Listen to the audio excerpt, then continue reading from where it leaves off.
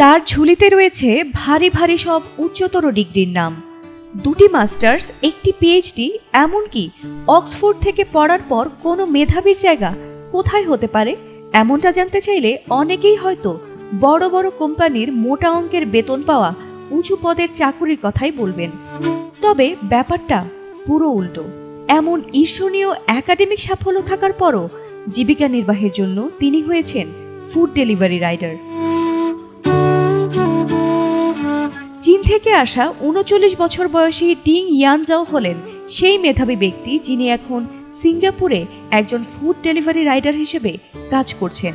অথচ তার ঝুলিতে রয়েছে অক্সফোর্ড ইউনিভার্সিটির বায়োডাইভার্সিটিতে মাস্টার্স, পিকিং ইউনিভার্সিটির এনার্জি ইঞ্জিনিয়ারিংয়ে মাস্টার্স এবং সিঙ্গাপুরের নানইয়াং টেকনোলজিক্যাল ইউনিভার্সিটির পিএইচডি ইন বায়োলজির মতো উচ্চতর ডিগ্রি।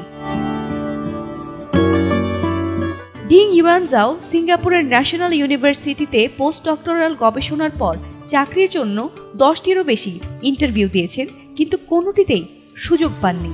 পরে অর্থনৈতিক চাপ ও জীবনের বাস্তবতায় তিনি ডেলিভারি চাকরিকেই বেছে নেন।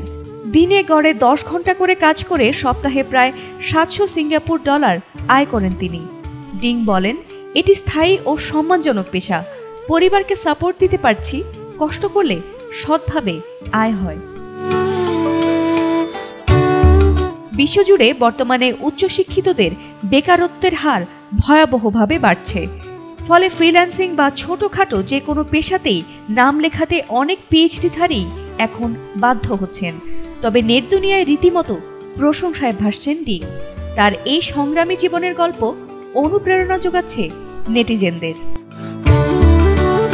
ফাতিমা সুলতানা, এটিএন বাংলা।